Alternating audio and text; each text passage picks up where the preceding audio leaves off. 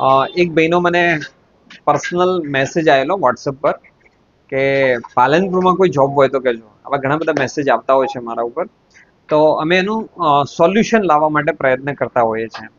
તો કોઈ કહેશે ડીસાથી, કોઈ કહેશે પાલનપુરમાંથી, બનાસકાંઠામાં ક્યાંયથી પણ, અથવા બહારથી પણ આવા બધા પ્રશ્નો હોય છે. જોબની જરૂરિયાત ઘણા બધા લોકોને હોય છે. તો કદાચ આ વસ્તુ અમારે લોકો સુધી પહોંચાડવી છે, તો આના માટે અમે અમારી વેબસાઇટ બનાવી દીધી છે, ગતિસ્વમ.com. જો આ જવાબ, કારણ કે કોઈ વેકેન્સી કઈ જગ્યાએ હું તમને પર્સનલી તો મૂકી ના શકું, રાઈટ ને? અને આપણે કોઈ ઓળખાણથી કે ગોઠવણથી તો ચાલતા નથી. તમારા અંદર જો સ્કિલ છે, આવડત છે, તો ડેફિનેટલી જોબ તો તમને મળવાની જ છે. તો આના માટે તમારે શું કરવાનું, જો અત્યારે નોટ ડાઉન કરવું હોય તો હું તમને વેબસાઇટ આપું છું, ગતિસ્વમ.com. આ મારી વેબસાઇટ છે. આ વેબસાઇટ ઉપર તમારે જતું રહેવાનું, અને ત્યાં તમે જશો ને તો બહુ બધી વેકેન્સી દેખાશે. તમે કહેશો ભાઈ મારે ડીસા, તો ઉપર સર્ચ કરવાનું ડીસા. તમે સર્ચ કરશો પાલનપુર, તો તમને પાલનપુરની વેકેન્સી દેખાશે.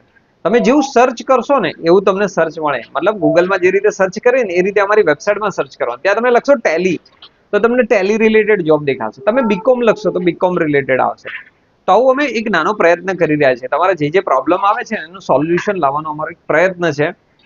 તો જોબ માટે ડાયરેક્ટ તમે મને નહીં પૂછશો ચાલશે, પણ ડાયરેક્ટ તમે અમારી વેબસાઇટ પર જઈ, વેબસાઇટ ગતિસ્વમ.com પર તમે જાઓ અને ત્યાં સર્ચ કરો, અથવા ત્યાં તમે જુઓ, તમે ત્યાં એ વેકેન્સીને થોડી ડિટેલમાં સર્ચ કરો અથવા રિસર્ચ કરો કે કંપની શું છે, એનું ક્વોલિફિકેશન શું માંગ્યું છે, કેટલાને ભણેલું છે.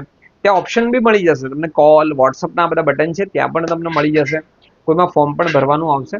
તો આ રીતે તમારી ડિટેલને સબમિટ કરો, અને જ્યારે પણ તમને ઇન્ટરવ્યુમાં બોલાવવામાં આવે, વાત કરવામાં આવે, તો ઇન્ટરવ્યુ માટે જાઓ અને સિલેક્ટ થઈ જાઓ. અને જો તમારું સિલેક્શન થઈ જાય છે તો અમને ખાલી થોડી જાણ કરજો કે અમારું સિલેક્શન થઈ ગયું છે. તો આ તમારો પ્રશ્ન હતો, મેં જવાબ આપવાનો પ્રયત્ન કર્યો છે. આવા તમારા કોઈ પણ પ્રશ્ન છે તો તમે શું કરો, નીચે કોમેન્ટ કરી દો. તમારા જે પ્રશ્ન છે એને અમે સોલ્યુશન લાવવાનો એક નાનો પ્રયત્ન કરશું. તો અહીંયા સુધી તમે વિડીયો જોયો છે બદલ તમારો ખૂબ ખૂબ આભાર. મળીએ છીએ બીજા વિડીયોમાં આવા બીજા પ્રશ્ન સાથે.